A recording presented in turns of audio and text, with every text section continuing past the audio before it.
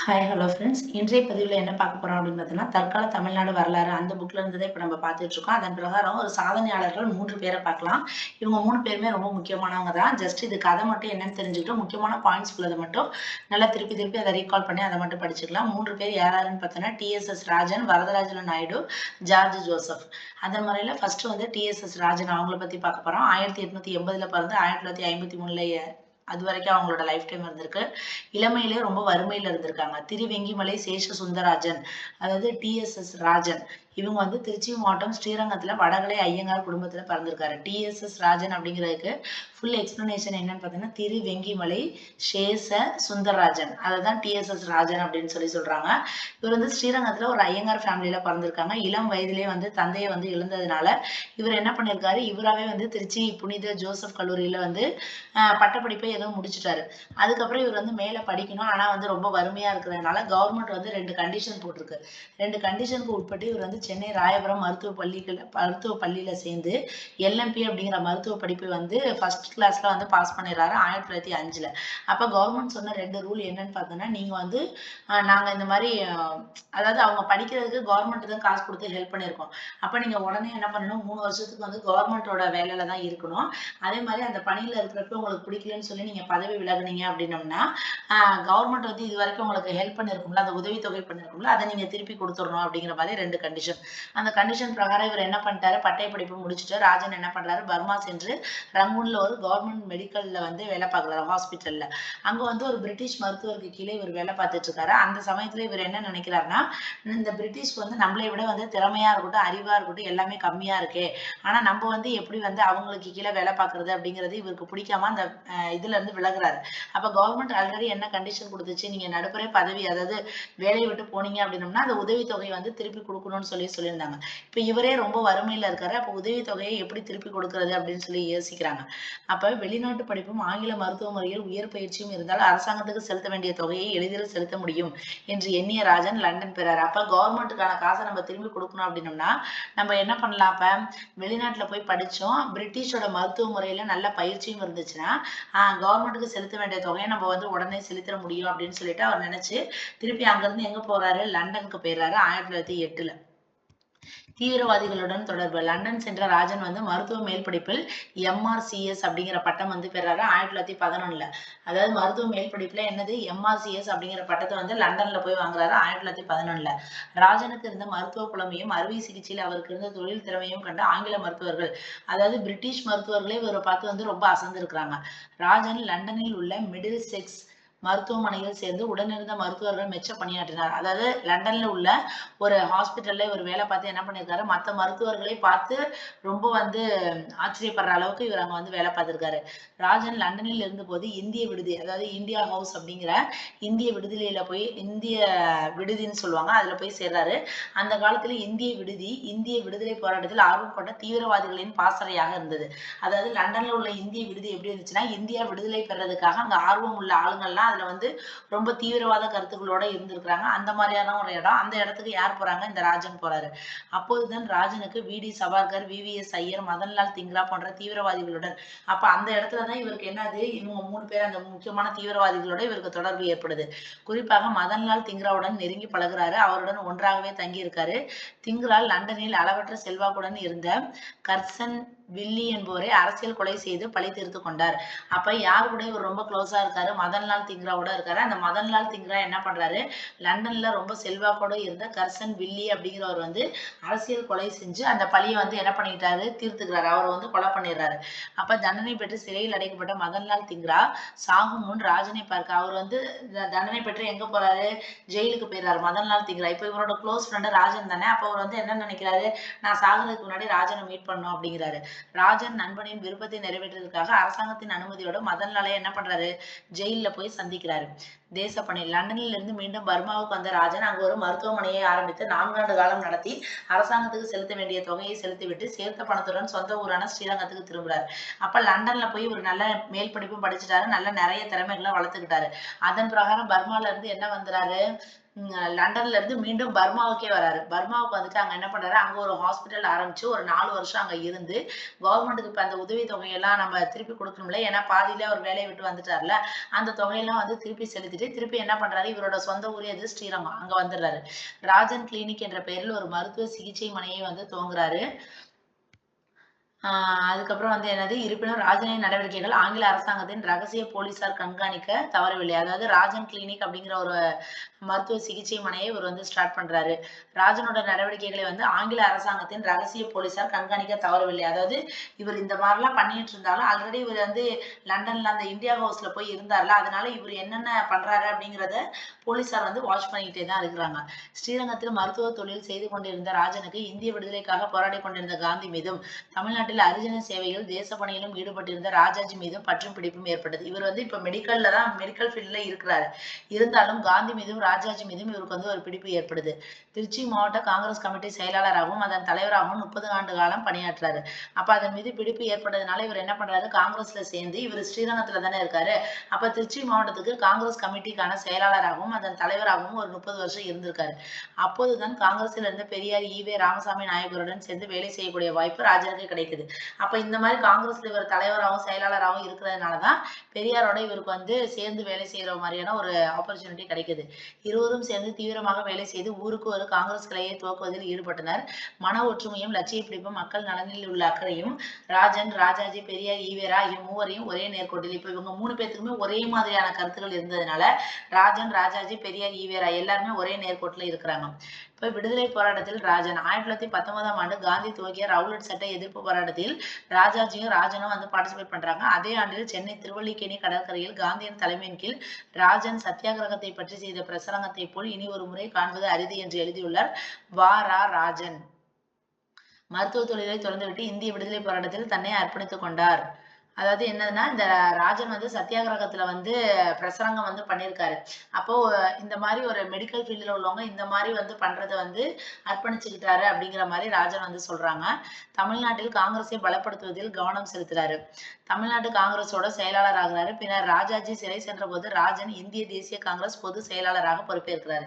இதுதான் முக்கியமானது. ராஜாஜி சிறை சென்ற போது இந்திய தேசிய காங்கிரஸோட பொது செயலாளராக இருந்தவர் யாரு, இந்த ராஜன். ஏன்னா இந்த ராஜன், ராஜாஜி, பெரியாரு இவங்க எல்லாமே ஒரே நேர்கோட்டில் இருந்தாங்க. அதனாலதான் இப்ப அவர் வந்து ஜெயிலுக்கு போற சமயத்துல யார் இருக்கிறாங்க, ராஜன் வந்து பொது செயலாளராக பொறுப்பேற்கிறாரு.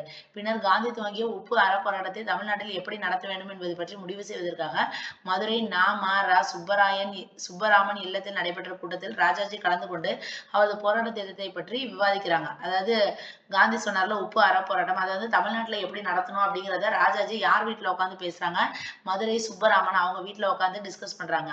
அப்போது உப்பு சத்தியாகிரக யாத்திரை திருச்சி TSS வீட்டிலிருந்து புறப்பட்டு வேதரத்னம் பிள்ளை வாழ்ந்து வேதாரண்யத்தில் முடிப்பது. அப்ப அவங்க என்ன பண்றாங்க, உப்பு சத்தியாகிரகம் நம்ம திருச்சியில இருந்து வேதாரண்யம் வரைக்கும் முடிக்கணும்ல. அப்ப திருச்சியில யார் வீட்டுல ஆரம்பிக்கிறாங்க, TSS வீட்டுல இருந்து ஆரம்பிச்சு வேதாரண்யத்துல யார் இருக்கிறாங்க, வேதரத்னம் பிள்ளை அப்படிங்கிற அவங்க வாழ்ந்த வேதாரண்யத்துல முடிக்கலாம் அப்படின்னு சொல்லி முடிவு பண்றாங்க. அதன் முடிவின்படி 1930 ஏப்ரல் 13ஆம் தேதி வேதாரண்ய உப்பு யாத்திரை ராஜாஜி தலைமையில் திருச்சி TSS ராஜன் இல்லத்திலிருந்து புறப்படுது. உப்பு போராட்டத்திற்கு பின்பு நடைபெற்ற சட்ட மறுப்பு, கள்ளுக்கடை மறியல், அந்நிய துணி புறக்கணிப்பு போராட்டம் இதுல எல்லாத்துலயுமே ராஜன் வந்து பார்ட்டிசிபேட் பண்றாரு. அடுத்து அரிஜன பணி. TSS ராஜன் வந்து அரிஜனங்களின் முன்னேற்றத்திற்கு அளவு கடந்த அக்கறை கொண்டிருக்காரு. அதாவது அரிஜன மக்களும் நல்லா முன்னேறணும் அப்படிங்கிற மாதிரி இவர் வந்து அக்கறை கொண்டிருக்காரு. இந்த துறையில் ராஜாஜிக்கு இருந்த ஆர்வமும் அக்கறையும் ராஜனுக்கும் இருந்தது.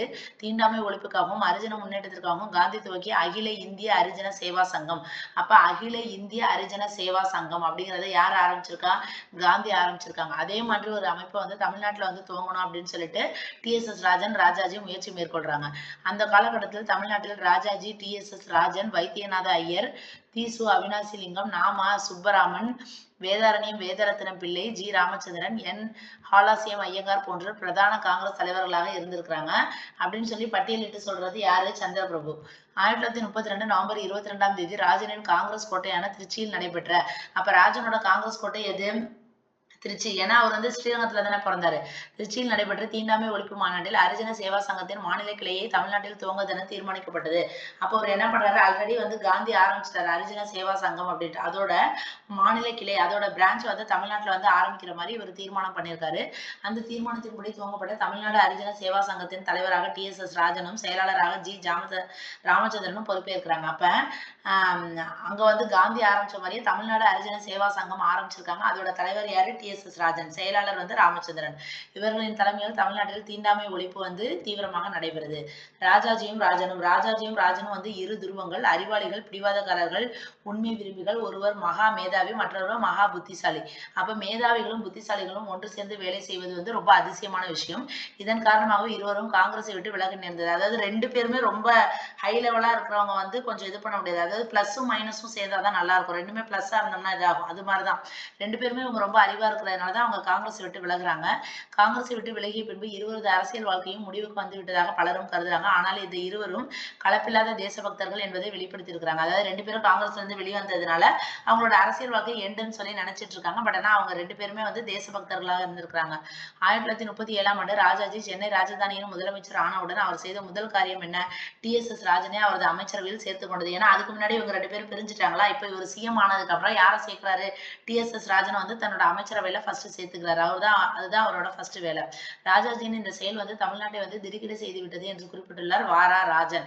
ஏற்கனவே அந்த TSS ராஜனை பத்தி வாரா ராஜன் வந்து சொல்லியிருந்தாரு. அதே மாதிரிதான் இவரும் சொல்லியிருக்காரு.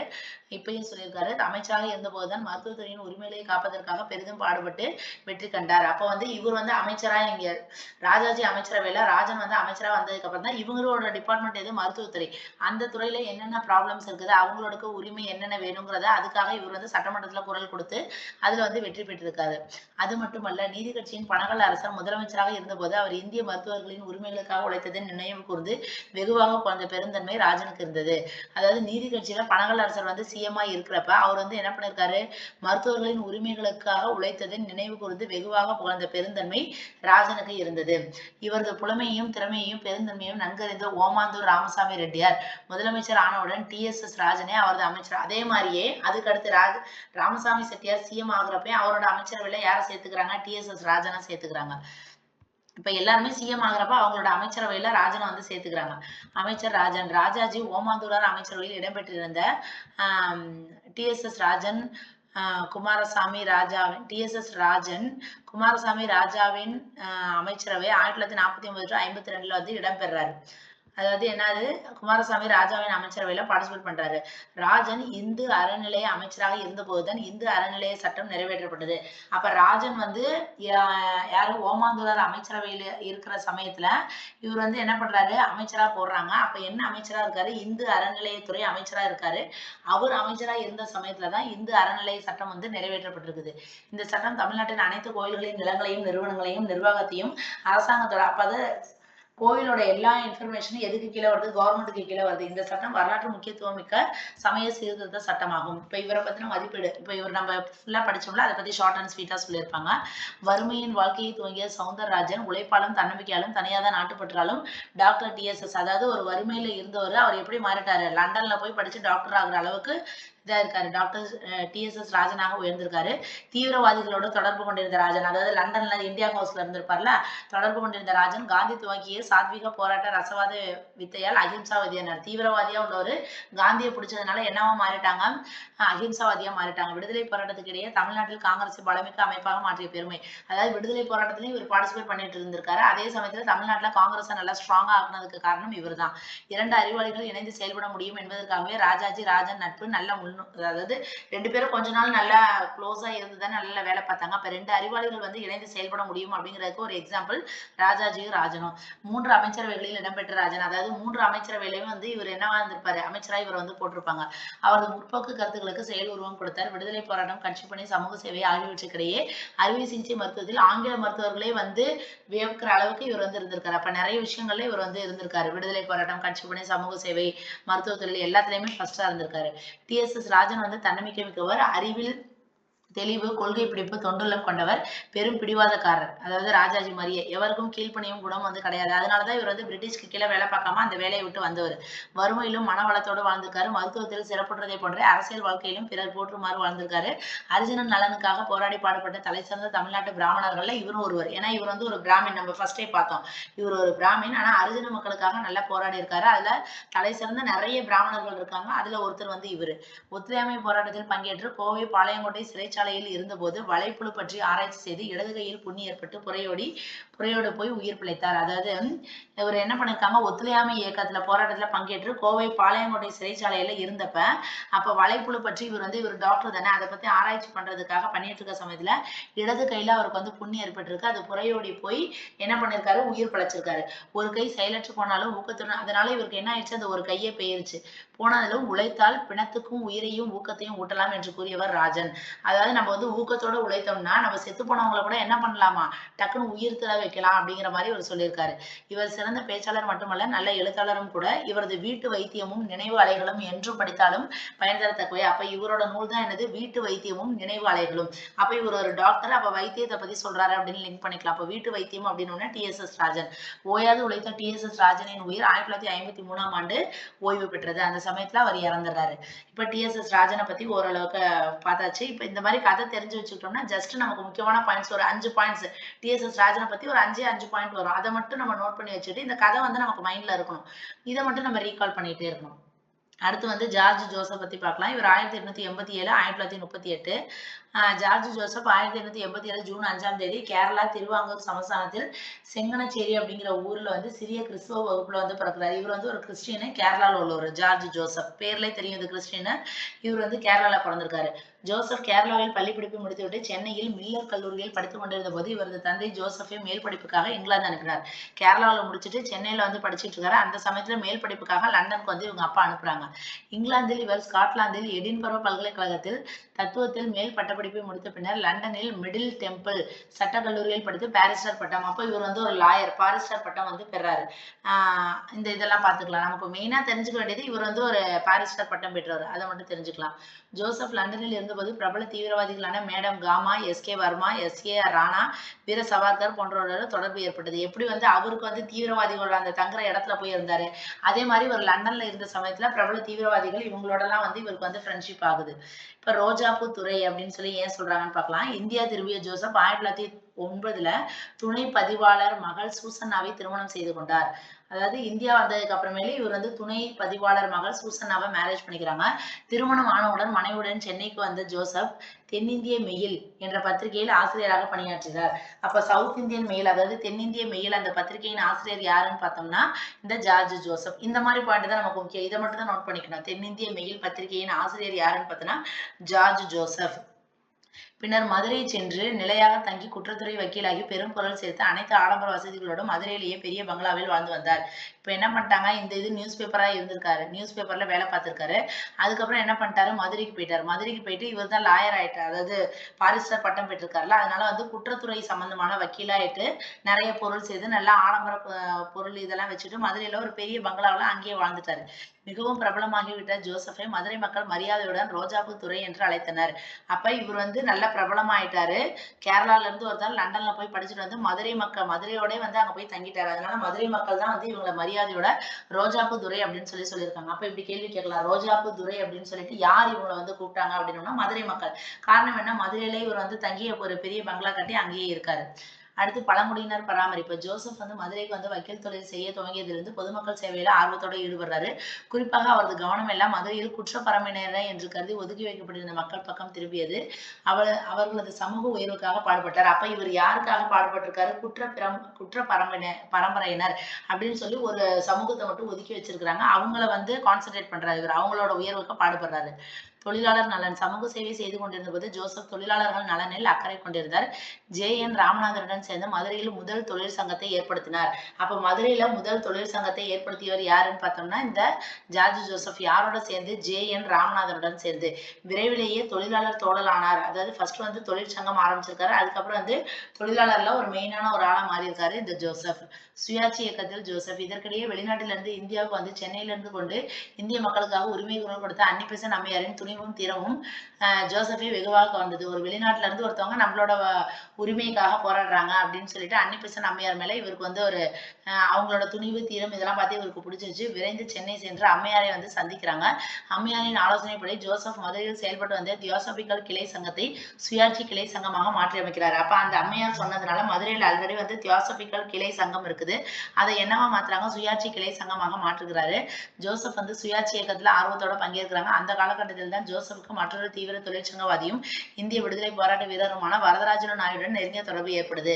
அப்ப இவர் இந்த மாதிரி வந்து சுயாட்சி இயக்கத்துல இருந்த சமயத்துலதான் ஜோசப்புக்கு இன்னொரு ஒரு தீவிர தொழிற்சங்கவாதி, இவர் எப்படி ஒரு தொழிற்சங்கவாதி அதே மாதிரி தீவிர தொழிற்சங்கவாதி யாரு, வரதராஜன நாயுடு, அவங்களோட வந்து ஒரு ஃப்ரெண்ட்ஷிப் வந்து கிடைக்குது. ஜோசப்பின் தேச தொண்டாலும் தலைமை திறமையாலும் பெரிதும் கவரப்பட்ட அன்னி பெசன்ட் அம்மையார் அவரை சுயாட்சி இயக்கத்தின் சார்பாக இங்கிலாந்துக்கு அனுப்பப்பட்ட தூதுக்குழு உறுப்பினர்கள் ஒருவராக அனுப்பினார். அப்ப இவரோட தலைமை திறமை இதெல்லாம் பார்த்து அன்னி பெசன்ட் அம்மையார் ரொம்ப வியந்து போய் சுயாட்சி இயக்கம் சார்பாக இங்கிலாந்துக்கு வந்து அனுப்பணும்ல ஒரு குழு அனுப்புறாங்க, தூதுக்குழு. அந்த தூதுக்குழுல ஒருவரா வந்து யாரை போடுறாங்க, ஜோசப் துரை, அதாவது ரோஜாப்பூ துறையை வந்து அன்னி பெசன்ட் வந்து அனுப்பி வைக்கிறாங்க. தூதுக்குழுவினர் இங்கிலாந்தை அடைவதற்கு முன்பே ஸ்பெயினின் ஜிப்ரால்டர் துறைமுகத்தில் இடைமறித்து திருப்பி அனுப்பிவிட்டனர். தூதுக்குழு வந்து இங்கிலாந்து போறதுக்கு முன்னாடியே ஸ்பெயினோட ஜிப்ரால்டர் அப்படிங்கிற துறைமுகத்தில் இடைமறித்து திருப்பி அனுப்பிடுறாங்க. இதனால் மிகுந்த மன வருத்தத்துடன் இந்தியா திரும்புறாரு ஜோசப். ஏன்னா லண்டனுக்கு போக முடியல. சத்தியாகிரக சபதம். மதுரை திரும்பிய ஜோசப் காந்தி அறிவித்த ரவுலட் சத்தியாகிரக அழைப்பு ஏற்று அவரது ஆதரவாளர்களுடன் சத்தியாகிரக சபதத்துல கையெழுத்திடுறாரு. ஏன்னா லண்டனுக்கு போக முடியல, திரும்பி வந்தோன்னே இங்க காந்தி வந்து இந்த ரவுலட்டை வந்து எதிர்க்கிற மாதிரி இது பண்றாருல, அதுல வந்து இவருக்கு ஓகே சொல்லிட்டு அந்த சபதத்துல வந்து கையெழுத்திடுறாரு. அப்போதுதான் ஜோசப்புக்கும் ராஜாஜிக்கும் இடையான இணைப்பிரியா, அப்போ வந்து ராஜாஜியோட ஃப்ரெண்ட் ஆகுறாரு. இரு மேதைகள் ஓரணியில சேர்றாங்க, தேச விடுதலைக்காக போராடுறாங்க. வகுப்பாரி பிரிவினை எதிர்ப்பு. இவர்கள் தேசிய விடுதலை போராடி கொண்டிருக்கும் போது சென்னை ராஜதானியில் நீதி கட்சியினரின் ஆங்கிலேயரின் ஆதரவுடன் ஆட்சி செய்து கொண்டிருந்தாங்க. அதாவது இவங்க வந்து தேச விடுதலைக்காக போராடிட்டு இருக்க சமயத்துல நீதி கட்சி என்ன பண்ணுது, பிரிட்டிஷோட கை கோத்துக்கிட்டு அவங்க வந்து ஆட்சியை பிடிச்சிட்டாங்க. தமிழர்களை ஜாதி வாரியாக பிரிப்பது சமுதாய பாவம், தர்மம் அல்ல என்று கருதினார் ஜோசப். அதாவது இவர் வந்து அந்த ஒதுக்கப்பட்ட மக்களுக்காகலாம் இது பண்ணாங்களா, அதனால ஜாதி வாரியா பிரிக்கிறது வந்து சொசைட்டியும் வந்து ஒரு பாவம், அது தர்மம் கிடையாது அப்படின்னு நினைக்கிறவர் யாரு, ஜோசப். திவான் பகதூர் கேசவ பிள்ளை, வரதராஜன நாயுடு, ஜோசப் ஆகிய மூவரும் ஒன்று சேர்ந்து நீதி கட்சியினரின் ஜாதி பிரிவினை திட்டத்தை முழு மூச்சுடன் எதிர்க்கிறாங்க. ஆனா நீதி கட்சி வந்து என்ன பண்ணுது, ஜாதி வாரியா பிரிக்கணும்னு சொல்றது வந்து 3 பேர் வந்து எதிர்க்கிறாங்க. அது யாராருன்னா திவான் பகதூர் கேசவ பிள்ளை, வரதராஜன நாயுடு, ஜோசப். இந்த 3 பேர் வந்து நீதி கட்சி வந்து ஜாதி வாரியா பிரிக்கணும்னு சொல்றது வந்து எதிர்க்கிறாங்க. சமுதாய ஒற்றுமைக்காக நீதி கேட்டு நீதி கட்சிக்கு எதிராக செயல்படுறாங்க. நாட்டு விடுதலை வகுப்பு பிரிவினையோட சிறந்தது உயர்ந்தது என்று உரக்க குரல் கொடுத்தவர் ஜோசப். அதாவது நீங்க வகுப்புவாத பிரிவினை கேக்குறீங்க, அதை விட வந்து நாட்டு விடுதலை தான் வந்து ரொம்ப சிறந்தது உயர்ந்தது அப்படின்னு சொல்லி குரல் கொடுக்கிறவர் யாரு, ஜோசப். காந்தியுடன் ஜோசப். ரவுலட் சத்தியாகிரகம் சம்பந்தமாக சென்னைக்கு வந்த காந்தியை 1919 மார்ச் 22 மெரினா கடற்கரையில் ராஜாஜி வந்து ஜோசப்புக்கு அறிமுகப்படுத்துறாரு. ராஜாஜி வந்து என்ன பண்றாங்க, ஜோசப்புக்கு இன்ட்ரோடியூஸ் பண்ணி வைக்கிறாங்க. அன்றைய தினத்தில் வந்து ஜோசப்புக்கும் காந்திக்கும் இடையே நெருங்கிய நட்பு ஏற்படுது. தமிழ்நாடு சுற்றுப்பயணத்தை முடித்துக்கொண்டு மதுரை திரும்பிய காந்தி ஜோசப்பின் பங்களாவில் 4 நாட்கள் தங்குறாரு. இவர் தான் பெரிய பங்களா கட்டி வச்சிருக்காரு. அப்ப காந்தி வந்து தமிழ்நாட்டுக்கு வந்தோன்னா ஃபுல்லா சுற்றுப்பயணம் மேற்கொள்வாரு. முடிச்சுட்டு மதுரைக்கு போறாரு. மதுரைக்கு போயிட்டு யார் வீட்டுல தங்குறாரு, ஜோசப்போட வீட்டுல தங்குறாரு.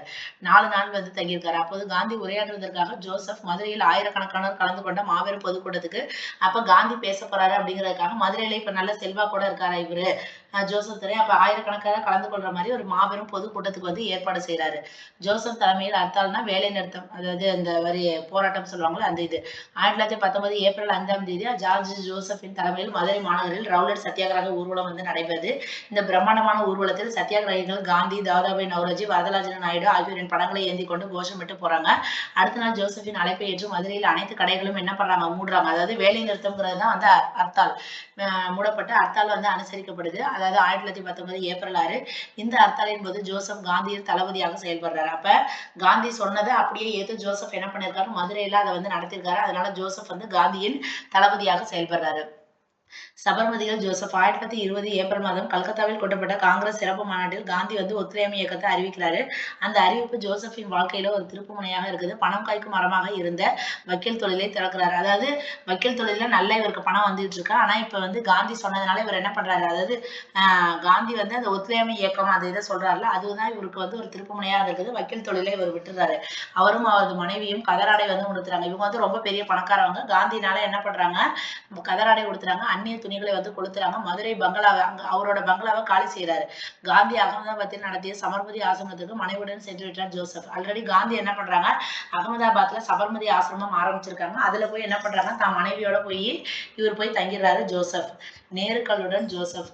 ஜோசப் சபர்மதி ஆசிரமத்தில் தங்கியிருந்த போதுதான் அங்க வந்து மோதிலால் நேரு, ஜவஹர்லால் நேரு, அதாவது ஜவஹர்லால் நேருவோட அப்பா, இவங்களோட தான் இவருக்கு வந்து தொடர்பு ஏற்படுது. மோதிலால் நேருவின் அழைப்பை ஏற்று அவர் அலகாபாத்தில் நடத்தி வந்த இண்டிபெண்டன்ட் பத்திரிகையின் ஆசிரியர் பொறுப்பேற்கிறாரு.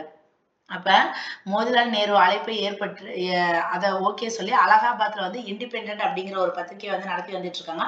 அதோட ஆசிரியரா யார் இருந்திருக்காங்க, இந்த ஜோசப். அதுக்கடுத்து பார்த்தீங்கன்னா, தேசிய பார்வையுடன் முழு சுதந்திரத்துடன் கருத்துக்களை தெரிவிக்குமாறு ஜோசப்பை ஜவஹர்லால் நேரு வெகுவாக ஊக்குவித்தார்.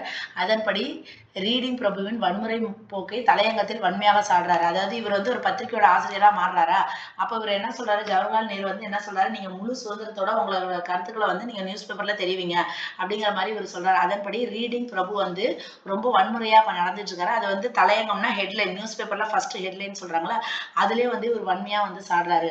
முன்னாள் தலைவி அன்னி பெசன்ட் அம்மையார், அதாவது இவருக்கு முன்னாள் தலைவி அன்னி பெசன்ட் அம்மையாருக்காக தானே சொன்னதுனால இவர் இங்கிலாந்து போயிருப்பாரு. அதனால இப்ப வந்து முன்னாள் தலைவிங்கிறாங்க. முன்னாள் தலைவி அன்னி பெசன்ட் அம்மையாரின் பிற்போக்கு கருத்துக்களை, அதாவது இதுக்கு முன்னாடி அன்னி பெசன்ட் அம்மையாருக்கு சப்போர்ட்டா இருந்தவர் இப்ப என்ன பண்றாரு, அந்த அம்மாவையே எதிர்த்து வந்து எழுதுறாரு. தனி நபரை விட கொள்கைதான் பெரிது என்றார். விளைவு, ஜோசப் நேரு குடும்பத்தினருடன் கைது செய்யப்பட்டு ஆக்ரா சிறையில் அடைக்கப்பட்டார். இந்த மாதிரிலாம் இவர் நியூஸ் பேப்பர்ல எழுதுனதுனால நேருவோட நியூஸ் பேப்பர் தானே இதா, ஜோசப் வந்து நேரு குடும்பத்தோட கைது செய்யப்பட்டு ஆக்ரா சிறையில் அடைக்கிறாங்க. அப்போது ஜோசப் நேரு, கோவிந்த் வல்லப் பந்த், புருஷோத்தமதாஸ் தாண்டன், மகாதேவ் தேசாய் போன்ற காங்கிரசின் தலைவர்களுடன் அதாவது ஒவ்வொரு இடத்துலயும் இவருக்கு வந்து நிறைய ஃப்ரெண்ட்ஷிப் வந்து கிடைக்குது. 6 மாதங்களுக்கு பின்பு ஜோசப் வந்து சென்னை சிறைக்கு மாற்றப்பட்டு 1923 ஜனவரி மாதம் வந்து விடுதலை அடைகிறாங்க. அடுத்து யங் இந்தியா ஆசிரியர். சிறையிலிருந்து திரும்பிய ஜோசப் காந்தி நடத்தி வந்த யங் இந்தியா பத்திரிகை. அப்ப இவர் வந்து நிறைய பத்திரிகையோட ஆசிரியரா இருந்திருக்காரு. அதை அப்படியே நோட் பண்ணி வச்சுக்கோங்க. காந்தி நடத்தி வந்து யங் இந்தியா பத்திரிகையின் ஆசிரியராக 6 மாத காலம் வந்து இருந்திருக்காரு. மாற்றம் விரும்பிய சுயராஜ்ய கட்சியினருக்கும் மாற்றம் விரும்பாத காங்கிரசிற்கும் இடையே ஏற்பட்ட சர்ச்சையில் ஜோசப் வந்து ராஜாஜியுடன் சேர்ந்து கொண்டு மாற்றம் விரும்பாதவராக, அதாவது காங்கிரஸ்குள்ளாரே 2ஆ பிரிகிறாங்க. மாற்றம் விரும்பி ஒண்ணு, மாற்றம் விரும்பாதவங்கன்னு சொல்லிட்டு. மாற்றம் விரும்புறவங்க சுயராஜ்ய கட்சி, அந்த மோதிலால் நேரு, CR தாஸும் சேர்ந்திருப்பாங்க. மாற்றம் விரும்பாததுல வந்து காங்கிரஸ், அதாவது காந்தியோட ராஜாஜி வந்து இருக்கிறாங்க. அப்ப இவரு யங் இந்தியா ஆசிரியரா இப்ப யார் இருக்காங்க, ஜோசப் வந்து இருக்காரு. இவர் யாரோட சேர்ந்துறாரு, ராஜாஜியோட சேர்ந்துறாரு. வைக்கம் சத்தியாகிரகம். ஜோசப் வைக்கம் சத்தியாகிரகத்தில் பங்கேற்ற 1924 மார்ச் மாசம். வைக்கம் சத்தியாகிரகம்னா கேரளால நடக்குது. இவரும் கேரளால தானே இருந்தவர், கேரளால பிறந்தவர். அப்ப 1924 மார்ச் கைது செய்யப்பட்டு ஏப்ரல் 11, அதாவது மார்ச்ல வந்து வைக்கம் சத்தியாகிரகம் நடைபெற்றிருக்கும். அதுல ஒரு பார்ட்டிசிபேட் பண்ணியிருப்பாரு. அதனால ஏப்ரல் 11 திருப்பி ஒரு அரெஸ்ட் பண்ணி 6 மாசம் ஜெயில போட்டுறாங்க. அப்போது காந்தி வந்து ஜோசப்க்கு எழுதிய கடிதத்துல இந்து அல்லாத ஒருவர் இத்தகைய இயக்கத்துக்கு தலைமை ஏற்பது சரியல்ல என்று எழுதினார். அதாவது வைக்கம் சத்தியாகிரகம் அப்படிங்கிறது வந்து அந்த தீண்டத்தகாதவர் அப்படின்னு சொல்லுவாங்கல்ல, அவங்களுக்காக போராடுறது. அப்ப இவர் காந்தி என்ன சொல்றாருன்னா, இந்து அல்லாத ஒருவர் இத்தகைய இயக்கத்துக்கு, இந்து அல்லாத ஒருவர்னா இவர் வந்து ஒரு கிறிஸ்டின் தானே, இந்த மாதிரி நீங்க வந்து இத்தகைய இயக்கத்துக்கு தலைமை ஏற்பது சரியல்ல அப்படின்னு சொல்லி எழுதுறாரு. சமுதாய உரிமை போராட்டத்திற்கு சமய சாயம் பூசுவதை விரும்பாத ஜோசப் காந்தி, அப்ப காந்தி வந்து இவருக்கு பிடிக்காம போயிருச்சு. அப்ப ஏன் இதுல வந்து நம்ம ஒருத்தவங்க அந்த தாழ்த்தப்பட்டவர்களுக்காக நம்ம அந்த இடத்துல நிக்கிற சமயத்துல ஏன் இவங்க வந்து இந்த கிறிஸ்டின் அப்படிங்கிற மாதிரி பார்த்து இது பண்றத, காந்தி சொல்ற கருத்து இவருக்கு பிடிக்காம இவருக்கு கருத்து வேறுபாடு வருது. கிலாபத் இயக்கத்தில் முஸ்லிம்களை ஆதரித்த காந்தி வைக்கம் சத்தியாகிரகத்தில் ஒரு கிறிஸ்துவர் பங்கேற்க கூடாது என்பது காந்தியின் இரட்டை நிலைப்பாட்டை கை காட்டுவதாக கருதுகிறார். அதாவது கிலாபத் இயக்கத்துல வந்து முஸ்லீமுக்கு வந்து சப்போர்ட் பண்ணாரு காந்தி. அப்ப அவர் பண்ணா எல்லாம் கரெக்ட். அப்ப அதே மாதிரி தானே வைக்கம் சத்தியாகிரகத்துக்கு வந்து ஒரு கிறிஸ்டின் வந்து ஒரு ஹிந்துக்கு போய் சப்போர்ட் பண்றாங்க. அதை வந்து காந்தி வந்து அக்செப்ட் பண்ணலன்னா அப்ப காந்தி வந்து தனக்குனா ஒரு மாதிரி மற்றவங்களுக்கு ஒரு மாதிரி இருக்கிற மாதிரி இரட்டை நிலைப்பாட்டு தன்மை இருப்பதாக இவர் கை காட்டி சொல்றாரு. பொதுமக்களின் வரி பணத்தை வசூலித்துக் கொண்டு அரசாங்கம் பொதுப்பாதையில் குறிப்பிட்ட வகுப்பினர் நடந்து செல்வதை தடை செய்வது சமுதாய உரிமை பிரச்சனை. அப்ப பொதுமக்களோட வரி பணத்தை வாங்கிக்கிட்டு தான் அரசாங்கம் வந்து பொது பாதை போட்டு கொடுக்குது. அந்த பொது பாதையில் வந்து எல்லாருமே போலாம். அந்த சமயத்துல ஒரு குறிப்பிட்ட சமூகம் மட்டும் நீங்க போகக்கூடாது அப்படின்னு சொல்றது வந்து அது வந்து சமுதாய உரிமை பிரச்சனை அப்படின்னு சொல்லிட்டு இவர் வாதிடுறாரு. ஜார்ஜ் ஜோசப்பின் அழைப்பின் பேரில் தான் பெரியார் ஈவேரா இப்போராட்டத்தில் பங்கேற்றார் என்பது குறிப்பிடத்தக்கது. அப்ப ஜார்ஜ் ஜோசப் சொன்னதுனாலதான் பெரியார் ஈவேரா என்ன பண்றாரு, இந்த போராட்டத்துல வந்து கலந்துக்கிட்டாரு அப்படிங்கிறது குறிப்பிடத்தக்கது. ஓகேங்களா. அடுத்து வந்து மீண்டும் மதுரையில் வைக்கம் சிறையிலிருந்து திரும்பி, அதாவது அந்த வைக்கம் சத்தியாகிரகத்தினால அந்த சிறைக்கு போய் திரும்பி வராரு ஜோசப். மீண்டும் என்ன பண்றாரு, மதுரையில வந்து திருப்பி வக்கீல் தொழிலையே தொடங்குறாரு. ஜோசப் வந்து காந்தியுடன் கருத்து வேறுபாடு கொண்டாலும் இருவருக்கும் இடையே நட்பு வந்து இருந்திருக்குது. 1925 ஜனவரி மாதம் காந்தி ஜோசப்பின் வீட்டில் தங்கியிருந்த போதுதான் அவரை காண வந்த கிராம மக்களின் ஏழ்மையையும் வறுமையும் கண்டு பாரம்பரிய உடையை கலைந்துவிட்டு அரையாடை அணிந்து வரலாற்று சாதனை படைத்தார் காந்தி. அப்ப 1925 திருப்பி வந்து ஜனவரி என்ன பண்றாரு, காந்தி வந்து ஜோசப்போட வீட்டுல தங்குறாரு. அப்ப அவரை பார்க்கறதுக்காக கிராம மக்கள் வந்து எல்லாம் அரையாடை உடுத்திட்டு வந்துட்டு இருக்க இந்த சமயத்தினாலதான் காந்தி என்ன பண்றாரு, தானும் இனிமேல் அரையாடை அணிக்கணும் அப்படின்னு சொல்லி அவர் வந்து இது பண்றாரு. தமிழ்நாட்டு தலைவர் 1925 இருந்து 38 வரை ஜார்ஜ் ஜோசப் வந்து தமிழ்நாட்டு அரசியலில் மிகுந்த செல்வாக்கு பெற்ற தலைவராக இருந்திருக்காரு. அப்போது தமிழ்நாட்டு அரசியல் பிரபலங்களுடன் நெருங்கிய தொடர்புல இருந்திருக்காரு. இவரும் ராஜாஜிக்கும் இடையே நட்பு வந்து இன்னும் வந்து நெருக்கமாகுது. அதே போன்று ஜோசப்புக்கும் காமராஜருக்கும் இடையே அணுக்க தொடர்பு ஏற்பட்டது. அதாவது ஜோசப்புக்கும் காமராஜருக்கும் இடையே தொடர்பு. காமராஜர் ஜோசப்பையும் அவரது மனைவி சூசனையும் தனது வளர்ப்பு தாய் தந்தையாகவே, காமராஜர் என்ன பண்றாங்க, ஜோசப்பையும் அவங்களோட ஒய்ஃப் சூசனையும் வந்து தன்னோட தாய் தந்தையாகவே நினைக்கிறாங்க, அதாவது வளர்ப்பு தாய் தந்தைன்னு. 1933 காமராஜரை விருதுநகர் வெடிகுண்டு வழக்கில் சம்பந்தப்படுத்தி சிறையில் அடைத்த போது ஜோசப் காமராஜர் சார்பாக வாதாடி அவர் மீது சுமத்தப்பட்ட குற்றச்சாட்டுகள் பொய்யானவை என்பதை நிரூபித்து சிறையிலிருந்து விடுவித்தார். இப்ப இந்த மாதிரி இதுதான் முக்கியமானது, இதை நோட் பண்ணிக்கணும். அப்ப 1933 காமராஜரை வந்து விருதுநகர் வெடிகுண்டு வழக்குல வந்து சம்பந்தப்படுத்தி அவரை ஜெயில போட்டுறாங்க. அந்த சமயத்துல யார் வக்கீலா இருந்திருக்காங்க, ஜோசப் வந்து இருந்திருக்காரு. ஆல்ரெடி காமராஜர் வந்து ஜோசப் வந்து தன்னோட வளர்ப்பு தந்தையா நினைச்சிருக்காரு. அதனால ஜோசப் வந்து காமராஜருக்காக வாதாடி அவர் வந்து என்ன பண்ணிருக்காங்க, நிரூபிச்சு சிறையில இருந்து விடுவித்திருக்காரு. அதன் பின்பு ஜோசப் வந்து மத்திய சட்டமன்றத்திற்கு செலக்ட் பண்ணப்படுறாங்க. மெழுகுபர்த்தி போல் தன்னை அழித்துக் கொண்டு பிறருக்கு பிரகாசத்தை கொடுப்பதை போன்று வாழ்ந்த ஜோசப்பின் தியாக தீபம் 1932 மார்ச் 5ஆம் தேதி வரை மதுரை அமெரிக்க மிஷன் மருத்துவமனையில் அணைந்தது. அதாவது மதுரை அமெரிக்கன் மிஷன் ஹாஸ்பிட்டல்ல இவர் வந்து இறந்துட்டாரு. அப்ப இறக்குறப்ப இவருக்கு வயது இருந்தது 50 வயசு. 50 வயசுல இறந்துட்டாரு. அடுத்து வந்து மதிப்பீடு. இப்ப நம்ம மேல பார்த்ததெல்லாம் ஷார்ட் அண்ட் ஸ்வீட்டா கொடுத்திருப்பாங்க. ஜார்ஜ் ஜோசப் வந்து வாழ்வாங்க வாழ்ந்தவர். கேரளாவில் பிறந்து வளர்ந்து மதுரையில் தன் வாழ்நாளை பொதுப்பணிக்காக அர்ப்பணிச்சிருக்காரு. அசாதாரணமான மனிதர், மனிதாபிமானத்தின் மறுபிறவி, சமுதாயத்தில் ஓரம் கட்டப்பட்டு விட்ட ஒதுக்கப்பட்டவரின் நலனில் வந்து அக்கறை கொண்டவர். அதனாலதான் வைக்கம் சத்தியாகிரகத்தினால இது பண்ணிருப்பாரு. தொழிலாளர்களுக்கும் இது பண்ணிருக்காரு. அதோட தோழர் சொத்தை துறந்து நாட்டு விடுதலை என்ற சொத்தை சேர்க்க பாடுபட்டார். சொத்தை நீக்கிட்டு எங்க போயிருவாரு, காந்தியோட அந்த சபர்மதிக்கு போயிருவாரு. தேச தலைவர்களுடன் நெருங்கிய, அதாவது ஒவ்வொரு இடத்துலயும் ஜெயில போய் இருக்கிறப்ப நிறைய தேச தலைவர்களோட மீட் பண்ணுவாரு. தமிழ்நாட்டை மறக்காதவர், தமிழ்நாட்டுக்காக நிறைய பண்ணியிருக்காரு. அவர் வேரையும் விடுதலையும் மறக்காத அரசியல் ஆலமரம் போன்றவர். பணமும் புகழும் பெயரும் அவரை திசை திருப்பவில்லை. அதாவது அவர் எவ்வளவு பேரும் புகழும் இருந்தாலும் அவர் இருக்கணும்னு நினைச்சோம்னா எப்படி வேணாலும் இருந்திருக்கலாம். ஆனா அந்த மாதிரி அவர் வந்து மாறல. தனி நபரை விட உண்மை பற்றுறுதியே உயர்வானது என்று கருதினார் ஜோசப். ஜோசப் பதவி கவர்ச்சியில் மனதை பறி கொடுக்காதவர். மன அடிமை மோசமான அடிமை என கூறினார். மன அடிமை என்னது, மோசமான அடிமை அப்படின்னு சொல்லியிருக்காரு. மனதில் விழும் உரிமை தீப்பொறியை எந்த சக்தியாலும் அழிக்க முடியாது அப்படின்னு சொல்லி நம்பியிருக்காரு. சமுதாய பாகுபாட்டை பாவமாக கருதியிருக்காரு. சுய தியாகி. அவரது பண்பாடு, பெருந்தன்மை, பரந்த மனப்பான்மை, பெண்களுக்கு கொடுத்த மரியாதை, குழந்தைகளிடம் காட்டிய கனிவு, பொருள் புரிந்த பேச்சு, கரைப்படா அறிவு, கலங்கப்படா உள்ளம், உரிமைக்காக போரிடும் வேகம், இவரை பத்தி எவ்வளவு இருக்கு பாருங்க. நளினமான நகைச்சுவை, கட்டுக்கடங்காத கருத்துக்கள், நெருக்கடியில் நிமிர்ந்து நிற்கும் நேர்மை, மக்கள் பணியில் காட்டிய உற்சாகம், தொழில் நாணயம், அனுபவ நிறைகுடம், தேசப்பற்றின் திருவுருவம், நெஞ்சம் தளரா நெறி. இவருக்கு வந்து இவ்வளவு இது இருக்குது. ஒரு ஆணின் வெற்றிக்கு பின்னால் ஒரு பெண் இருக்கிறாள் என்று கூற்றி இவருக்கு 100க்கு 100 பொருந்தும். ஏன்னா இவரோட மனைவி சூசன்னா வந்து வாழ்விலும் தாழ்விலும் சம பங்கேற்றார். அதாவது இவர் வந்து பங்களால இருந்தப்பையும் ஒய்ஃப் வந்து கூட இருந்திருக்காங்க. அதெல்லாம் விட்டுட்டு ரொம்ப ஏழ்மை நிலைமையில சபர்மதி ஆசிரமத்துக்கு போறப்போ கூட இருந்திருக்காங்க. அப்போ வந்து ஒரு உற்ற துணையாக இவங்க வந்து இருந்திருக்காங்க. பின் ஏன் பிற தமிழ்நாட்டு தலைவர்களுக்கு கொடுக்கப்பட்ட அங்கீகாரம் இவருக்கு ஏன் கொடுக்கல, யாருக்கும் அவ்வளோக்கா தெரியல அப்படின்னு பார்த்தோன்னா, கால் சுவடுகள் இல்லா பெருந்தகையாக கருதப்படுகிறார். கால் சுவடுகள் இல்லா பெருந்தகையாக பண்ணது வந்து மற்றவங்களுக்கு தெரியாத அளவுக்கு அந்த மாதிரி சுவடுகள் இல்லாத பெருந்தகையாக இருந்திருக்கிறார். இவரை பற்றிய வாழ்க்கை வரலாற்றை பற்றி இவரது பெயர் கொண்ட பேரன் எழுதாவிட்டால் இவரது வாழ்வும் வாக்கும் கால வெள்ளத்தில் மூழ்கி போயிருக்கும். அதாவது இவரை பத்தின வாழ்க்கை வரலாறை என்ன பண்ணிருக்காங்க, இவரது பெயர் கொண்ட, அதாவது இவரோட பெயரை வந்து பேரனுக்கு வச்சிருக்காங்க. இவர் என்ன பண்ணிருக்காரு, George Joseph his life 100 times, அவரோட வாழ்க்கை வரலாறு பத்தி அவரோட பேரன், அதாவது இவர் பெயர் கொண்ட பேரன் அவரே வந்து எழுதியிருக்காரு. அப்படி அவர் எழுதல அப்படின்னோம்னா நமக்கு இதெல்லாம் தெரிஞ்சுக்க வாய்ப்பே இல்லை. இவரை நேரில் அறிந்த வாரா இவரை பற்றி எழுதும்போது ஜோசப் அவர்கள் தமிழ்நாட்டு தலைவர்களில் தலை சிறந்து நிற்பவர்களில் முன்னிலையில் நிற்பவர் அப்படின்னு சொல்லியிருக்காங்க. அதுக்கடுத்து மூன்றாவது உள்ளது வந்து பி வரதராஜலு நாயுடு 1880. பெருமாள் வரதராஜலு நாயுடு 1887 ஜூன் 4ஆம் நாள் சேலம் மாவட்டம் ராசிபுரத்தில் வளமான பலிஜா நாயுடு குடும்பத்துல பிறந்திருக்காரு. நாயுடு குடும்பத்துல சேலத்துல தந்தை பெருமாள் நாயுடு வந்து செல்வாக்கு மிக நிலஜுவாழ்ந்தார். தாயார் குப்பம்மாள் வந்து இல்லைக்கிழத்தி. வரதராஜலு ராசிபுரத்துல இருந்து சென்னை வந்து கல்வி கற்கிறாரு. இவங்க வந்து கொஞ்சம் பணக்கார ஃபேமிலியில தான் பிறந்திருக்காங்க. இவர் வந்து சென்னைக்கு வந்து கல்வி கற்கிறாரு. சித்த வைத்தியத்திலும் ஆயுர்வேதத்திலும் புலமை பெற்று மருத்துவ தொழிலில் மருத்துவத்துறையில் செய்து பெரும் புகழ் பெற்றதால் மக்கள் அவரை டாக்டர் வரதராஜன் நாயுடு என்று மரியாதையுடன் அழைத்தனர். அப்ப இவர் வந்து டாக்டர் தான்.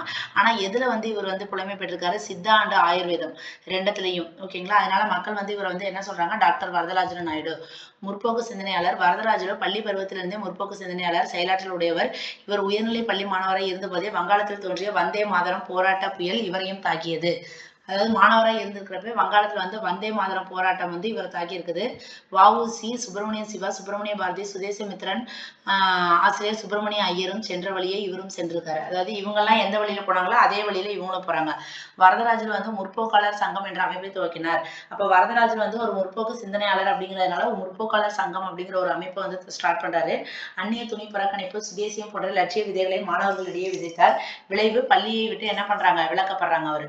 நாயக்கர், நாயுடு, முதலியார். பள்ளியிலிருந்து நீக்கப்பட்ட வரதராஜரு தேசிய அரசியல்ல ஈடுபடுறாரு. இந்திய தேசிய காங்கிரஸை சேர்றாரு. மருத்துவ தொழில திறந்துடுறாரு. ஏன்னா இப்ப வந்து என்ன பண்றாரு? விடுதலையை நோக்கி போயிட்டு இருக்காரு. பாரதியாரின் தேசபக்தி பாடல்களின் மனதை பறிகொடுத்த வரதராஜரு பாண்டிச்சேரி சென்று பாரதியை சந்தித்து அவரது ஆசை பெற்று திரும்பினார். ஏன்னா அவர் வந்து பாண்டிச்சேரியில இருக்கிறதுனால அங்க போறாரு. அன்னி பெசன்ட் அம்மையாரின் சுயாட்சி இயக்க நடவடிக்கைகள்ல அன்னி பெசன்ட்டோட அந்த இதுலயும் பார்ட்டிசிபேட் பண்றாரு.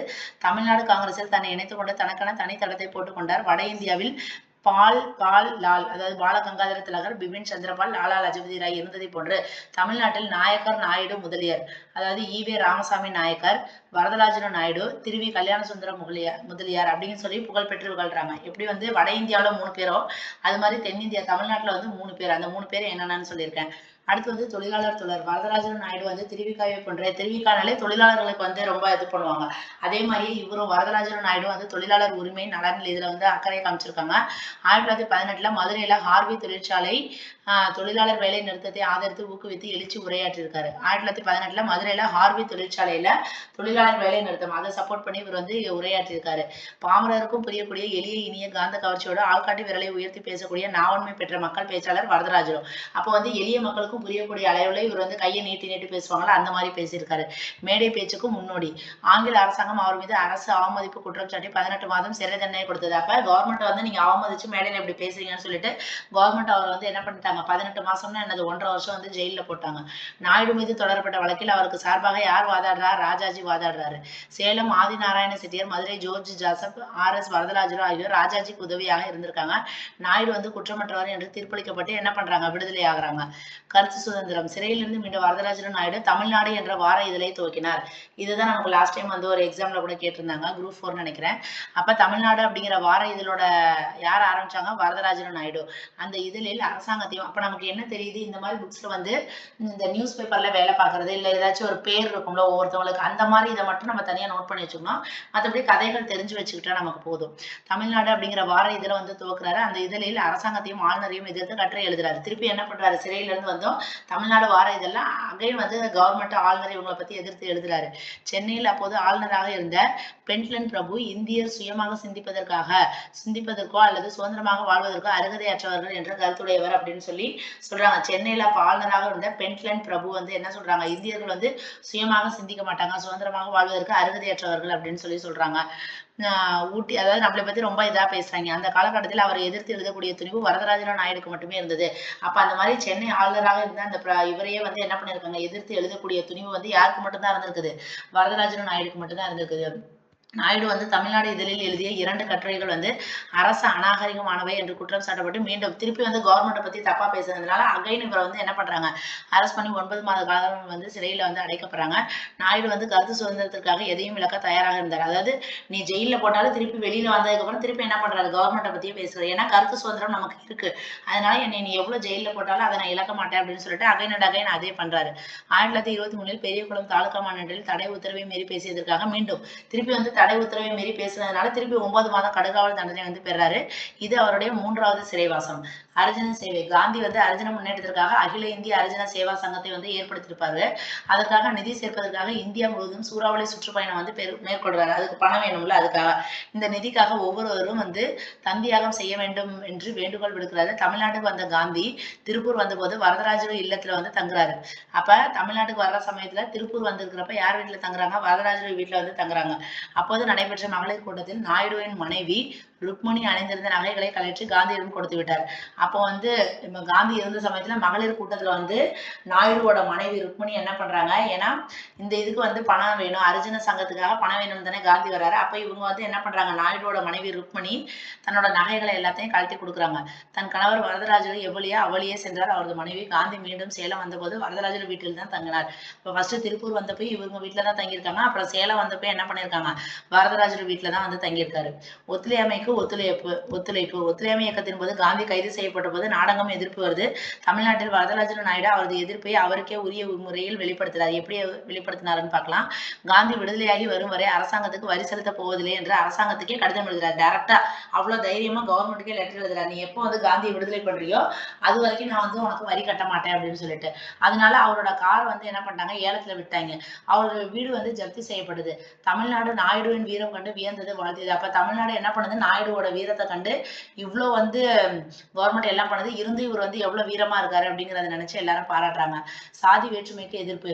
VVS ஐயர் சேரன்மாதேவியில் ஒரு தேசிய பள்ளியை வந்து நடத்திட்டு வராரு. அதன் நோக்கம் தமிழ்நாட்டு வீரர்களை நாட்டுப்பற்று மிக்க வீரர்களாக மாற்ற வேண்டும் என்பதே என்று அறிவித்தார் ஐயர். அப்ப சேரன்மாதேவியில ஒரு தேசிய பள்ளியை நடத்தி வந்தவர் யாரு, VVS ஐயர். அதோட நோக்கம் என்ன, தமிழ்நாட்டு வீரர்களை வந்து ஒரு நாட்டு வீரர்களாக மாத்தணும் அப்படிங்கிறது அதோட கோல். அப்போது தமிழ்நாடு காங்கிரஸ் கமிட்டி தலைவராக இருந்த பெரியார் ஐயர் கேட்டுக்கொண்டதை ஏற்று ரூபாய் 10,000 காங்கிரஸ் நிதியிலிருந்து கொடுத்தாரு. அப்ப இவர் சொன்ன பேச்சை கேட்டு தமிழ்நாடு காங்கிரஸ் கமிட்டி தலைவராக யார் இருந்திருக்காரு, பெரியார். இவருக்கு 10,000 வந்து கொடுத்திருக்காரு. மேலும் ஆயிரக்கணக்கான ரூபாய் மக்களிடமிருந்து வசூலிக்கப்பட்டு கொடுத்திருக்காங்க. சேரன்மாதேவி குருகுலம் என்று அழைக்கப்பட்ட அந்த ஆசிரமத்தில் உணவு பரிமாறும் போது பிராமண பிள்ளைகளுக்கு குருகுலத்துக்கு உள்ளேயும் பிற மாணவர்களுக்கு ஆசிரமத்துக்கு வெளியேயும் உட்கார வைத்து உணவு பரிமாறப்படுறாங்க. அந்த சேரன்மாதேவி குருகுலத்துல என்ன பண்றாங்க, பிராமின்ஸ் பிள்ளைங்களை ஒரு மாதிரியும் நான் பிராமின்ஸ் பிள்ளைங்களை ஒரு மாதிரியும் ட்ரீட் பண்றாங்க. குருகுல மாணவரிடையே காட்டப்பட்ட இந்த ஜாதி வேறுபாட்டை பெரியாரும் வரதராஜன் நாயுடு, திருவிகா இவங்க எல்லாம் வன்மையா வந்து கண்டிக்கிறாங்க. பெரியார் வந்து குருகுலத்துக்கு அழைத்து வந்த நிதி உதவியை வந்து ஸ்டாப் பண்ணிட்டாங்க. ஏன்னா ஐயர் என்ன சொன்னார், அந்த VVS ஐயர் என்ன சொன்னாரு, நாங்க வந்து இதுல மாணவர்கள் வந்து நாட்டு விடுதலைக்காக தான் அந்த வீரர்களாக மாத்திரம்னு சொன்னதுனாலதான் இவர் நிறைய நிதி உதவி கொடுத்துக்கிட்டு இருந்தாரு. இப்ப பிராமின்ஸ் நான் பிராமின்ஸ் இப்படி பிரிச்சு நீங்க பாக்குறதுனால இவர் என்ன பண்றாரு, நிதி உதவியை ஸ்டாப் பண்ணிட்டாரு. இந்த விவகாரம் பெரிய சர்ச்சையை ஏற்படுத்தியதால் VVS ஐயர் குருகுல பொறுப்புல இருந்து என்ன பண்றாங்க, விலகிடுறாங்க. அதன் பின்பு பெரியார், திருவிகா, ராஜாஜி, SS ராஜன் ஆகியோரும் தமிழ்நாடு காங்கிரஸ். அப்ப இவங்க என்ன பண்றாங்க, காங்கிரஸ்குள்ளாரே இந்த மாதிரி பிராமின்ஸுக்கு நான் பிராமின்ஸ்க்கு இப்படி இந்த மாதிரி பண்றாங்க அப்படிங்கறதுனால இவங்க எல்லாருமே வெளியில வந்துட்டாங்க. ஏன்னா இவங்க 4 பேருமே என்ன கருத்து உள்ளவங்க, சமுதாயத்துல அடிமட்ட அளவுல உள்ளவங்களே வந்து பிரிச்சு பார்க்க கூடாது, எல்லாரும் ஒண்ணுன்னு நினைக்கணும், அந்த மாதிரி கான்செப்ட் உள்ளவங்க. அதனால இவங்க எல்லாம் விலகி வந்துடுறாங்க. இவர்கள் விலகியதற்கு காரணம் ஜாதி வேறுபாடு பற்றிய கருத்து வேற்றுமையே என்று கருதுகிறார் டேவிட் அர்னால்ட். இவங்க விலகுனதுக்கு காரணம் என்ன, ஜாதி வேறுபாடு பார்த்ததுதான், ஜாதி வேறுபாடு பற்றிய கருத்து வேற்றுமையே அப்படின்னு யாரு சொல்றாங்க, டேவிட் அர்னால்டு சொல்றாரு. வரதராஜன் நாயுடு மட்டும் காங்கிரஸில் இருந்து பின்னர் விலகி ஆரிய சமாஜத்தில் சேர்றாரு. அப்ப இதுல எல்லாரும் விலகினவங்கல வரதராஜன் நாயுடு மட்டும் என்ன பண்றாரு, ஆரிய சமாஜத்துல போய் சேர்றாரு. நாயுடு காங்கிரஸில் இருந்தபோது நீதி கட்சியை வந்து தீவிரமாக எதிர்த்து மாநிலம் முழுவதும் பிரச்சாரம் பண்ணாரு. அவர் அப்படி செய்யாவிட்டில் தமிழ்நாட்டில் நீதி கட்சியினரின் ஆதிக்கம் கொடிக்கட்டி பிறந்திருக்கும் என்று குறிப்பிட்டுள்ளார் திருவிகா. அதாவது நாயுடு வந்து காங்கிரஸில் இருந்தப்பவே என்ன பண்ணியிருக்காங்க, நீதி கட்சியை எதிர்த்து மாநிலம் ஃபுல்லா பிரச்சாரம் பண்ணியிருக்காரு. அவர் அப்படி செய்யல அப்படின்னு பார்த்தோம்னா தமிழ்நாட்டுல வந்து நீதி கட்சியோட ஆதிக்கம் வந்து இன்னும் கொடிக்கட்டி பறந்திருக்கும். ஏன்னா இவர் அந்த மாதிரி வந்து எதிர்த்து பிரச்சாரம் பண்ணதுனாலதான் நீதி கட்சி டவுன் ஆயிடுச்சு. இவர் எதிர்த்து பிரச்சாரம் பண்ணல அப்படின்னோம்னா நீதி கட்சி நல்லா கொடிக்கட்டி பறந்திருக்கும் அப்படின்னு சொல்லிட்டு திருவிகா சொல்றாரு. பின்னர் வரதராஜன் நாயுடு சென்னை ராஜதானியில் நடைபெற்ற ஆலய நுழைவு போராட்டத்துல தீவிர பங்கேற்கிறாரு. அடுத்து இதழியல் பணி. பாரதியார், திருவிகா, G. சுப்பிரமணிய ஐயர் ஆகியோரை தொடர்ந்து தேசிய இதழியல் துறையை பேணி பாதுகாத்தவர் டாக்டர் நாயுடு. மங்களம் சண்முக முதலியார் மற்றும் சுப்பிரமணிய சிவா பொருளாதார நெருக்கடிக்கிடையே நடத்தி வந்த பிரபஞ்சமித்திரன் இதழை நாயுடு வாங்கி அதன் ஆசிரியராக இருந்து அவர் சிறை செல்லும் வரை சிறப்பாக நடத்தி வந்தார். அதாவது ஒரு இதழில் என்ன பண்ணியிருக்காருன்னு பார்த்தோன்னா, மங்களம் சண்முக முதலியார், சுப்பிரமணிய சிவா இவங்க 2 பேரும் நடத்தி வந்ததுதான் வந்து பிரபஞ்சமித்திரன். அவங்க நியூஸ் பேப்பர் நடத்தி வந்துட்டு இருக்காங்க. அப்ப இவங்களுக்கு வந்து பணம் காசு இல்லாம ரொம்ப கஷ்டப்பட்டுட்டு இருக்காங்க.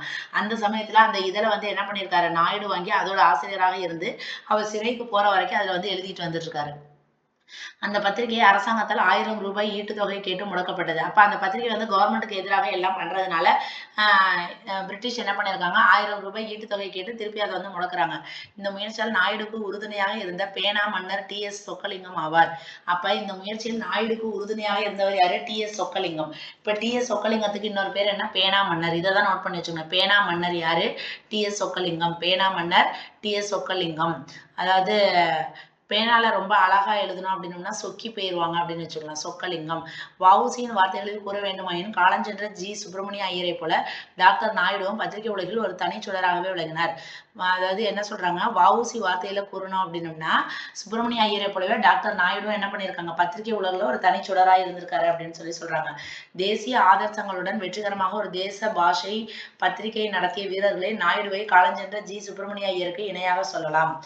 ஆங்கில இதழ் ஒன்று துவங்க வேண்டும் என்று எண்ணிய நாயுடு, அதாவது ஆங்கில இதழ் ஒன்று ஸ்டார்ட் பண்ணணும் அப்படின்னு நினைச்சிருக்காரு. 1932 இந்தியன் எக்ஸ்பிரஸ் என்ற நாளேட்டை துவக்கினார். அப்ப இந்தியன் எக்ஸ்பிரஸ் அப்படிங்கிற நாளேட்டை துவக்கினவர் யாரு? வரதராஜன் நாயுடு. இவர் தான் வந்து தமிழ்நாடுங்கிற நியூஸ் பேப்பர் ஆரம்பிச்சாரு. இப்ப இந்தியன் எக்ஸ்பிரஸ். அடுத்த நூற்றாண்டு காலத்தில் டாக்டர் வரதராஜன் நாயுடு தமிழ்நாட்டு அரசியல்ல வந்து தனித்தடம் பதித்தாரு. 1930-32 காந்தி நடத்திய உப்பு சத்தியாகிரகம், சட்ட மறுப்பு இயக்கம் இது எல்லாத்தையும் துணிவுடன் வந்து எதிர்க்கிறார். காந்தியோட இதெல்லாம் வந்து என்ன பண்றாரு, எதிர்க்கிறாரு. இருப்பினும் அவரது அரசியல் செல்வாக்கு, காந்தியவை எதிர்த்தாலே இவருக்கு வந்து அரசியல் செல்வாக்கு குறையல. இந்தியா விடுதலை பெற்ற பின்னர் அவர் 1951 சென்னை சட்டமன்ற மேலவைக்கு சேலம் தொகுதியிலிருந்து காங்கிரஸ் வேட்பாளராக போட்டியிட்டு தேர்ந்தெடுக்கப்படுறாரு. அப்ப ஆப்டர் இண்டிபெண்டன்ஸ் வந்து சட்டமன்ற மேலவைக்கு சேலம் தொகுதியிலிருந்து காங்கிரஸ் வேட்பாளராக தேர்ந்தெடுக்கப்பட்டவர் யாருன்னு பார்த்தோம்னா இந்த பி வரதராஜன் நாயுடு 1951. அதே போன்று 1952 நடைபெற்ற பொது தேர்தலில் வரதராஜன் நாயுடு சேலம் தொகுதியிலிருந்து கம்யூனிஸ்ட் வேட்பாளர் மோகன் குமாரமங்கலத்தை தோற்கடித்து சட்டமன்ற உறுப்பினரானார். அப்ப சேலம் தொகுதியிலிருந்து 1951 சட்டமன்ற மேலவைக்கு செலக்ட் ஆயிருக்காரு. அதாவது போட்டியின்றி 1952 என்ன பண்ணிருக்காரு, அதே சேலம் தொகுதியில இவர் வந்து சட்டமன்ற உறுப்பினர் ஆயிட்டாரு. அடுத்தடுத்த வருஷம் சட்டமன்ற மேலவை, இங்க சட்டமன்ற உறுப்பினர். சில சமயங்களில் நாயுடு வந்து பெரியாருக்கும், சில சமயங்களில் நாயுடு பெரியாருக்கும் காமராஜருக்கும் இடையே இணைப்பு பாலமாக இருந்திருக்காரு. இந்த நாயுடு வந்து பெரியாருக்கும் காமராஜருக்கும் இடையே இணைப்பு பாலமாக இருந்தவர் யாரு? நாயுடு. தன்மானத்தோடும் தற்சார்போடும் சுய சிந்தனையோடும் தமிழர்கள் விழிப்புணர்வோடும் இருக்க வேண்டும் என்பதற்காகவே பாடுபட்ட டாக்டர் வரதராஜன் நாயுடு 1957 ஜூலை 23ஆம் நாள் மீளா உறக்கத்தில் ஆழ்ந்தார். அதாவது இறந்துட்டாரு. இப்ப இதை பத்தின ஒரு ஷார்ட் அண்ட் ஸ்வீட்டா மதிப்பீட்டுல கொடுத்திருப்பாங்க, என்னன்னு பார்க்கலாம். டாக்டர் வரதராஜன் நாயுடு பொது வாழ்க்கையில் ஈடுபட்ட போது தமிழ்நாட்டு அரசியலிலும் அனுபவமும் ஆற்றலும் மிக்க பல தலைவர்கள் இருந்திருக்கிறாங்க. நாட்டு பணியை பொறுத்தவரை அவர்களோட ஒத்துப்போட நாயுடு தனக்கு சரியான பட்டதை தயங்காத கூற தயங்கதில்லை. ஏன்னா கவர்மெண்ட்டே எதிர்த்து அவர் நியூஸ் பேப்பர்ல எழுதினார். அதனால மத்தவங்க ஒரு 4 பேர் இருக்கிற இடத்துல அவருக்கு என்ன தோணுதோ அதை அப்படியே சொல்றது. உருவத்தில் சிறியவராக இருந்தாலும், அப்ப இவர் வந்து ஷார்ட்டா இருப்பார் போல, சிறியவராக இருந்தாலும் அந்நிய ஆதிக்க எதிர்ப்பிலும் தமிழ்நாட்டை தட்டி எழுப்பதிலும் உயர்ந்து நிற்கிறாரு. தேச விடுதலைக்கு கொடுத்த முக்கியத்துவத்தை தமிழ்நாட்டு மக்கள் மனச்சிறையிலிருந்து விடுபட வேண்டும் என்பதற்கும் கொடுத்தார். தொழிலாளர் உரிமை, ஜாதி பாகுபட்ட தமிழர் சமுதாயம் இதுக்காக வந்து நிறைய குரல் கொடுத்திருக்காரு. நாயுடு வந்து முற்போக்கு சிந்தனையின் முன்னோடி, மேடை பேச்சுக்கு எடுத்துக்காட்டு. காந்தியை எதிர்கொண்டு தமிழ்நாட்டு காங்கிரஸில் கொடி கட்டி பறந்திருக்காரு. காலத்தின் குரலா ஒழிச்சிருக்காரு. Varadarajan Naidu, George Joseph, sir R K. Shanmugam Chettiar ஆகிய மூவரும் தமிழ்நாட்டின் திரிகடுகங்கள் என்று பாராட்டினார். இவர்களோடு நெருங்கி பழகிய வாரா, அதாவது நெருங்கி பழகிய வாரா வந்து தமிழ்நாட்டின் திரிகடுகங்கள் அப்படின்னு சொல்லிட்டு 3 பேரை சொல்றாங்க. அது யாருன்னு பார்த்தீங்கன்னா Varadarajan Naidu, George Joseph, R. Shanmugam Chettiar. இதே மாதிரிதான் மேல நம்ம ஒண்ணு பார்த்தோம், நாயக்கர், நாயுடு, முதலியார். அதுலயும் இவர் வந்து வருவாரு. அதே மாதிரி திரிகடுகங்கள்லயும் இவர் வராரு. திரிகடுகங்கள்னு சொன்னது வந்து வாரா. காங்கிரஸை விட்டு விலகி ஆரிய சமாஜத்தில் சேர்ந்து, இப்ப இவர் வந்து காங்கிரஸ்ல இருந்து விலகி ஆரிய சமாஜத்தில் சேர்ந்து இந்தியா இந்துக்களின் நாடு, முஸ்லிம்களுடன் எந்த விதமான சமரச பேச்சும் கூடாது என நாயுடு கூறியது ஒரு முற்போக்கு சிந்தனையாளரின் பிற்போக்குவாதம். இவர் வந்து ஒரு முற்போக்கு சிந்தனையாளர் தானே, ஆனா ஆரிய சமாஜத்துல சேர்ந்ததுக்கு அப்புறம் இவரோட கருத்து எப்படி இருக்குது, வேற மாதிரி இருக்குது, பிற்போக்குவாதமா இருக்குது. அதாவது இந்தியா வந்து இந்துக்களோட நாடு, அதனால முஸ்லிம்களோட நம்ம வந்து சமரச பேச்சு இருக்கக்கூடாதுன்னு சொல்றது வந்து ஒரு இதா இருக்குது. நாட்டுப்பற்று, மொழிப்பற்று, மக்கள் பற்று ஆகியவற்றை பற்றி கொண்டு தனக்கென ஒரு தனித்தளத்தை போட்டுக் கொண்டவர் நாயுடு. நெருக்கடிகளை வந்து நகைச்சுவை உணர்வோடு எதிர்கொள்றாரு. சுயமரியாதை, சுய சிந்தனை இல்லாத வரட்டு தத்துவம், ஆணிவேரற்ற ஆலமரம் போன்றது, முதுகெலும்பு இல்லாதவர் மூட்டையை சுமக்க முற்படுவதை போன்றதே என்பதை டாக்டர் வரதராஜன் நாயுடு தமிழ்நாட்டு மக்களுக்கு விட்டு சென்ற செய்தி.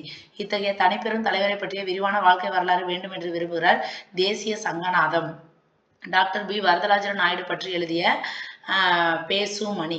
அதாவது இந்த மாதிரி ஒரு தனிப்பெரும் தலைவரை பற்றிய ஒரு விரிவான வாழ்க்கை வரலாறு வேண்டும் அப்படின்னு சொல்லிட்டு விரும்புறாரு. யாரு அப்படின்னு பார்த்தீங்கன்னா பேசும் மணி. இவர் வந்து டாக்டர் பி வரதராஜன் நாயுடு பற்றி எழுதியிருக்காரு. எதுல எழுதியிருக்காரு? தேசிய சங்கநாதம். தேசிய சங்கநாதம் அப்படிங்கிறதுல வரதராஜன் நாயுடு பற்றி எழுதியிருக்காரு. யாரு? பேசும் மணி. இப்ப நம்ம 3 சாதனையாளர்களை பத்தி பார்த்தாச்சு. அடுத்து ஒரு நல்ல வீடியோல பார்க்கலாம். தேங்க்யூ.